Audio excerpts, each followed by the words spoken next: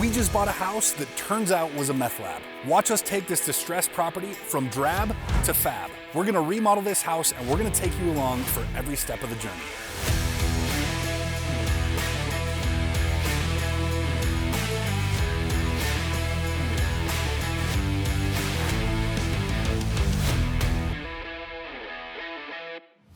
Hi, I'm Maylee Nelson, real estate agent and real estate investor. And I'm Mitch Nelson. I'm a real estate investor and a best-selling author. We met and fell in love through our shared passion of turning old rundown homes into something beautiful. Together we have over a decade of experience in real estate investing. We've flipped dozens of homes and we've amassed a multi-million-dollar rental portfolio that spans the country. We started real estate investing to create generational wealth for our families and for our children's families. Real estate investing has been an incredible journey for us, and we're excited to take you along for the ride.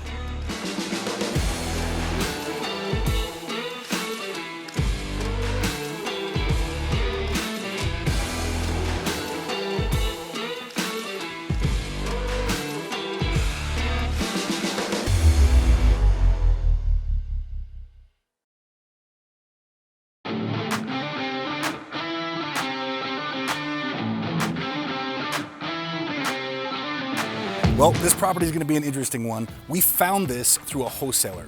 Now, I usually don't like buying properties from wholesalers for one very specific reason. We don't get to do due diligence. Due diligence is a process where we get to go through the house before we buy it and make sure that we understand all the problems that we're getting ourselves into. When you don't have that due diligence process, you're kind of walking into a surprise, right? You're gonna find those things after you buy the property and there's no chance of backing out of the deal. It's been an interesting process and we've had to strip this house down to the studs in order to clean up the methamphetamines to a level that the county health department will accept. So let's go check it out. We're gonna walk you through this process and we'll see you there. Oh, did tweakers home? He's a me. Oh, did tweakers home? No tweakers? Good, because this is a freaking sketchy house. It's so scary. I will not come here. I came here by myself the first time. Didn't like it, huh? Oh no, that was a little horrifying, fun. I'm not gonna lie. Honestly, I can't believe we picked up this nightmare. I mean, I'm a little worried about it, to just like be really honest. It's gonna be quite the challenge. Yeah, we've got a drain right in the middle of the floor because the shower head's right over here. Come here, Mr. Cameraman. You can There's look. the shower on the wall next to the sink. Yep. Next to the toilet. So you could turn it on and face the head right at you. You can shower and It's a one-stop bathroom. What we're gonna do is we're gonna take this wall out, which is the closet for that room. yes. So we take this wall out, it allows us to put the tub over against the wall, or the back wall, Okay. and then the toilet and the vanity end up over here. Perfect. Okay, well, good luck. When do we start demo? Or, yeah, we gotta demo out this stuff. Once the city says it's okay. Okay, so the I'm permitting process is Yeah, I'm jumping in the through works. the permitting hoops. That won't kill you. Oh, we got electrocuted. Another good thing though that is going on for this is the high ceilings. Right. So I do love that it's, you know. And that's one thing I need to measure. One of the things they asked me was how tall the ceilings are in here, and I never measured them, so I just knew they were tall. Yeah, they're, I I think mean, they're what are really they, cool. 8? They look like they're really cool. Yeah, that's great for a basement. Yeah. So, do you want to see where they hid all the dead bodies?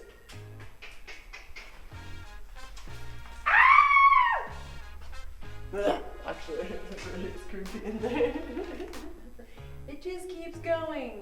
No heat, no AC, but the ductwork is here. Hey, look! One other good thing about this property. One other good thing, it has a new water heater. Except for, why does it look like that if it's new? Because of the mitigation. Oh, it's just all the chemicals on there. Yeah. And actually, speaking of that, I might not be able to use it because of the mitigation, because of chemicals. Think about in your house how many vents you have per room. And all of those have to be redone. All of those have to be put back in. But we had to rip out the entire furnace plus all the AC, anything that had anything to do with the furnace, all the ducts, everything had to go away. So there was nothing left in this house but literally 2x4s. It was bones, yeah. That was it. It was bones. It was 2x4s. We even had to redo the entire siding of the house. Which wasn't necessarily in the budget. Now, luckily it was a small house, but we didn't budget having to re-sheetrock this entire house. The only caveat I will say to this is doing all new electrical and all new plumbing was easy because there was That thing's a brand new house. It's a brand new house. I mean, it even has new siding on the outside. So the only thing that's the same in this house at this point is the 2x4s, like the studs. And the roof. The studs are the same. That's it. Everything else, it's a brand new house. Huh? It's a brand new house. It's the craziest thing I ever saw. Yeah. But with that being said, it was really easy to then create a nice layout, I feel like, because it was down to its studs. So for that reason, it made it a little easier to kind of see exactly what needed to take place. So from there, it was nice. All right, let's take a minute to review our numbers for this project. This house was a crazy one. We had a lot of unexpected expenses pop up that really challenged our budget. We purchased this house for $460,000. Our original remodel budget was $90,000, but we actually spent $118,000. Holding costs are about $22,000. Closing and agent costs are going to be around $50,000. When we bought the house, we originally planned on selling it for $655,000, but we're going to list this house for $710,000. We're hoping to make $60,000 in profit, but with a house like this, there's no telling how things are going to turn out. So we always have multiple exit strategies ready in case things go wrong. Let's dive a little deeper into some of our exit strategies using the debt equity blend. The debt equity blend. Obviously, if you take out a loan against your fix and flip that is equal to or greater than what you'd be able to sell it for, you're not going to be able to refinance if anything goes wrong, because banks rarely refinance 100% debt to equity ratio, and never, to my knowledge, refinance over 100%. You wouldn't want to do this even if you did sell the property as a flip, because there would be no profit in it. Trust me, you want to get paid. It can also be dangerous to finance 90% or even 80% of the sale value, because what if the market dips and the value goes down when it's time to sell it? You may still lose money even then. Always have a backup strategy in mind. The debt equity blend calls for 2/3 of the money that you need to do the deal, defined as purchase costs plus remodel costs plus holding costs, to be raised as debt.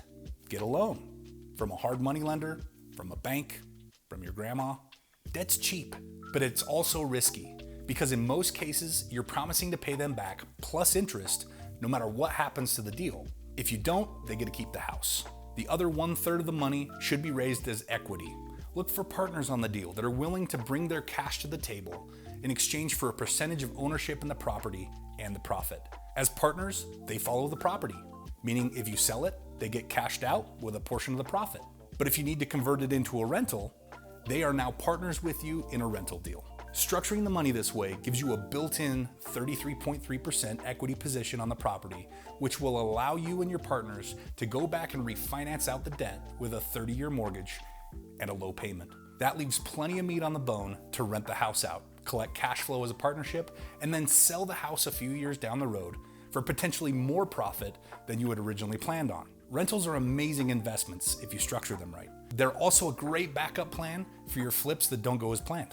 Rentals allow you to take advantage of all 5 aspects of the ideal acronym, whereas deals like fix and flips only take advantage of 1 or 2 of those aspects. The last lesson is seller finance. Seller financing is a strategy where the buyer and seller agree at a purchase price, and then the seller accepts monthly payments, usually with interest, until the contract is paid in full. Basically, the seller is also the bank. Oftentimes, the seller still has their mortgage in place, but the buyer's payment is higher than the seller's mortgage payment, so there's cash flow. There are ways you could take advantage of this awesome strategy as a buyer or a seller. Ultimately, selling your property on seller financing gives you the same basic perks that rentals do, mainly cash flow. Selling your property on seller financing does provide some bonuses that rentals don't. When you have a rental, you are the landlord, and you are responsible for the overall maintenance of the property, having to occasionally replace furnaces, water heaters, air conditioning units, roofs, etc. This can oftentimes eat up all of your hard-earned cash flow in a single swoop. When you sell a house on seller financing, you're the bank, not the landlord. If you have a mortgage, you know very well that if the water heater goes out, you are responsible, not the mortgage company. The same is true in seller financing situations. The buyer is responsible for all the maintenance on the property. Of course, there are risks in any of these strategies, so make sure you're educated before you go out and buy any real estate.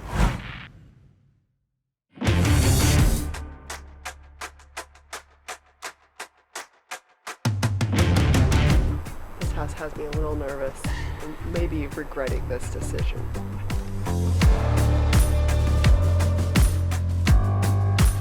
All right, we did it. We're done.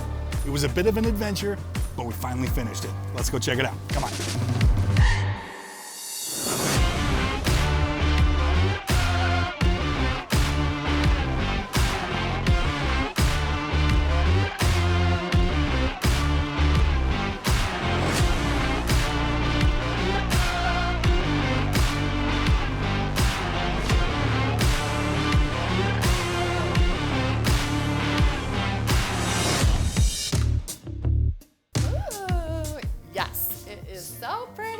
I love that you went with the gray moldings on the white walls. That looks so good. We've never done that before, and it turned out absolutely incredible. We've done the gray doors before, but we haven't done the full molding as well. Yeah. And I think that's a missing piece that so many people don't do. I'm in love with, and I don't see it very often. Yeah, it's beautiful, and it's so unique to this house. Like, you don't see it very often. Exactly. Looks marvelous, and you know, staged very well. I think for as small as this house is, and as small as this living space is, I think the space is used very well. It's again very neutral, right? Anybody that steps in here should be able to go, it's bright, it's airy, it smells delicious, it's no longer a meth house, huh? It's no longer a meth house. I think it's bonus. Let's go check out the kitchen. Okay, go. Oh, it's so It's really yummy. good. Yes. Love the custom kitchen. Yes. It's a tiny kitchen, but it's custom. We've done a couple of tiny kitchens lately. I learned a lot actually. Obviously we work together every day, right? We're married, so, but I did learn a lot from your last Flippin' Designs episode about designing a small kitchen, and a lot of things, you know, kind of lights went on about why we do certain things the way we do. Love the custom cabinets that you did here. Tell us about it. Yeah, I mean, kind of like what we talked about in the last video, as far as Flipping Designs. I talked to you Links about in the description. how to design a really small kitchen, but create a very luxurious space. So definitely go check out that link. But really all you have to do, because it's such a small kitchen, you can use a really high-end finish and a really high-end custom cabinet, and it doesn't cost very much. So that's the best part about it, is that you can double down basically on something you really couldn't afford to do if this was a really large kitchen. So if this was a large kitchen, in some of our other homes that we're doing right now, this would be an $80,000 kitchen. Yeah. Which is insane to think about. Love the shelves. Now I have a question. Okay. Because I noticed that the moldings, and we talked about the moldings on the doors already, the moldings on the doors match the cabinets, or is it the other way around? Do the cabinets match the moldings and doors? Did you pick the color first, or did you pick the cabinets and then match the moldings? I picked the cabinets first, and then the moldings came next. Brilliant. Brilliant. I love it. But part of it is because cabinets actually only come in a few colors when they're custom. We were able to create a double oven, which in a small kitchen, right? And you don't get these in stock right now. So, haha, right? We bought this a while ago, and we got a really good deal on it actually. So yeah, I'm really happy that it was gas. We still do have a hood. And a huge pet peeve of mine, so do not do this. Do not mix, match brands. This makes me absolutely lose my mind, and most people, to be honest. Like it's. We did. Oh, I know. We mix match brands. I know. I said if you can help it. Problem is, the other thing. What are you gonna do? Like you can't find anything right now. Material shortages. I mean, nobody has appliances right now, so you know we're waiting 16 weeks in some cases for the appliance packages that we want. So more than 16 weeks. When you're down to the wire, you know, and everything's done except for the appliances, you're not going to wait an additional 16 weeks to list it. You buy what you can find. Yeah, I mean our high-end homes, we can't buy Sub-Zero, we can't buy Wolf, we can't. I mean, they're 3 years out. It's insane. This is their pantry. I know everyone always asks me, Bailey, where's their pantry? There it is. There you go. There's the pantry. I know it's kind of small, but again, this is only an 1,700 square foot, less than 1,700 square feet. Itty bitty. So it's not very big. obviously not a very big family is going to be living here. It makes so much sense to just have a small space here. And honestly, where we are at, right? Remember, we're in Liberty Wells. It's walking distance from grocery stores and downtown Salt Lake. And this is such a really cool hip spot that you almost don't have to have a really large space or pantry because you're going out, right? This is where whoever's gonna buy this house is for sure somebody that's gonna be super excited to be downtown and be living that nightlife style living the nightlife. Anyway, I don't think they'll be using that at all. Nightlife-inators. Call. Yes. Next room, here we go. Next room. All right, welcome to the master. Unfortunately, this space did not have room to do a master ensuite. It definitely didn't have room to do like a walk-in closet for the master, which is really unfortunate. Obviously, that's kind of my go-to. I feel like in every property that we pick up, that is kind of like, we have to be able to do that in order to really get top dollar. But unfortunately, in these smaller homes and in this area, this is an old neighborhood. Being that it's an old neighborhood means you have to work with exactly pretty much the layout that you're given. And I definitely don't feel like people who are moving to this neighborhood would forfeit a bedroom. And if they were going to forfeit a bedroom, they still could if they really wanted to. Okay, so we are in the main bathroom. There is no master ensuite like we talked about. So this is the only bathroom that is upstairs. If you're gonna have a main bathroom that is only one upstairs, you better make it luxurious. We definitely went with high-end finishes here for a small space. We went with a black hexagon tile, which I love so much. It's kind of my new favorite. Unfortunately, they flip-flop these again, just like the Bountiful video that we just dropped. So make sure you check that one out if you haven't seen it. It's frustrating because black is so pretty. Unfortunately though, when you're trying to show it or you're doing open houses, it gets so dirty. You can't keep it clean. No matter what you do, you just can't keep it clean. So it is frustrating. I did want them to flip-flop this. I wanted this tile to be on the bottom and then this tile to be on the top. This is what happens. It's fine. Luckily, it still works and it is still very beautiful. So overall, I'm very pleased with how this turned out. Again, we'll have links in the description for all of the materials and all the things we used in this home so that you can go and purchase them easily for yourself. So cold down here. Ooh. Well, the air conditioner works, so that's good.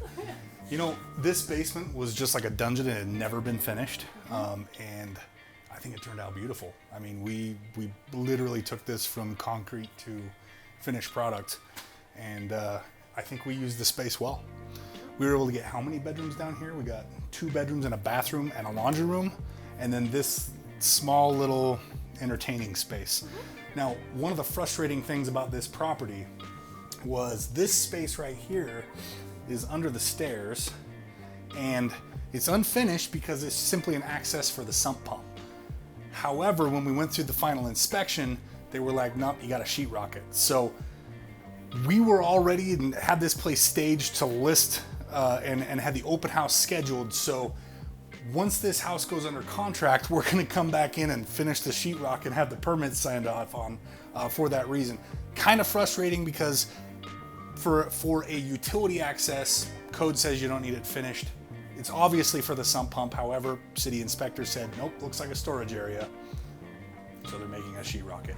So we finally finished this project. I'm curious to see what you guys think about it. I'd love to hear from you. Make sure you leave your comments about how you think the flip turned out in the comments section below. Would you have changed anything? Would you have done anything different? Let us know. And you know what? Just share your favorite emoji if you don't have anything to say. We'd love to hear from you. Now, we're about to list this property. You're gonna be putting it on the market. Tell us about what you're gonna list it for, what your strategy is. Yeah, I mean, kind of going back to 2019 in the sense that just list it really low and then pray and hope that people go, oh my gosh, it's a frenzy, right? Again, and then they just come flooding back in. I do have comps. I have a comp for 730 just down the way and I have a comp for 745. Now, both of those had a garage, and we don't have a garage, so that's kind of holding us back. And then the 745 did have a master, really small master ensuite though. So being that that's the case, I think I'm just gonna list it for 710 and let other people decide, what the value is from there. The market will tell. Yes, it always will. You know, this property did create some unique challenges. I mean, the fact that it was a meth house, we've got a lot of experience with that, but this kind of had its own set of, we had a couple of 50-gallon barrels of who knows what in the backyard that took forever to figure out how to dispose of. You know, there was a boat we had to get rid of. I'm so tired of getting rid of people's vehicles, seriously. I mean, there was just so much stuff that we had to eliminate and get rid of in this property, but it turned out, and I think it turned out very, very nice. Oh, yeah. So, no, it's so pretty.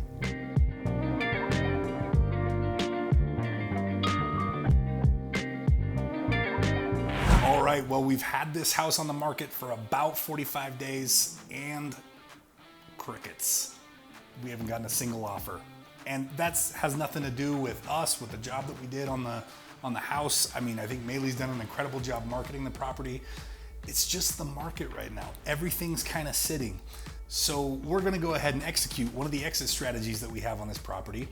We're gonna turn it into a short-term rental. Yeah, I mean, one of the best parts, about this house is the location of this property, right? Which is odd, right? Why it didn't sell or why it wasn't just popping. Other than, honestly, all properties in this area that we're in Utah, northern Utah, they're all just sitting for a minute, and it's an odd time for people to try and buy. They're panicking a little. No big deal. And we could wait. We honestly could wait another 30, 40 days. It's not a big deal. That's a normal market. But I think we're really excited about turning this into a nightly rental. So yeah, I mean, we did the math. We're gonna make like 50 grand a year on just the base rents, right? But then this is in, like you said, this is a fantastic location. It's going to serve for FanX, which is the second largest Comic-Con in the country. That happens twice a year right here in Salt Lake City. You know, this is the capital of the Mormon Church. So the LDS General Conference happens twice a year. This is gonna be a fantastic spot for people to rent when they're coming into town for that. not to mention, this is the mecca for all multi-level marketing. Right. So all their conferences are right here as well. Exactly. So it's always popping here. And Salt Lake City is getting the NBA All-Star Weekend in February of 2023. So we're gonna take advantage of that as well. That's above and beyond the 50 grand that we're gonna split up with the partners, you know, during the regular season. So we hope you enjoyed this fix and flip before and after video. Please give it a like if you enjoyed this episode. And if you're so inclined, please subscribe to the channel. It really helps us out. And make sure you hit that bell to be notified next time we drop some of this amazing content. Now, we would like to hear from you. We want to know what you thought of this project, if you would have done things the same way we did them, or if you would have done them differently. Make sure you leave your comments in the comment section below. And until next time, we'll see you on the flip side.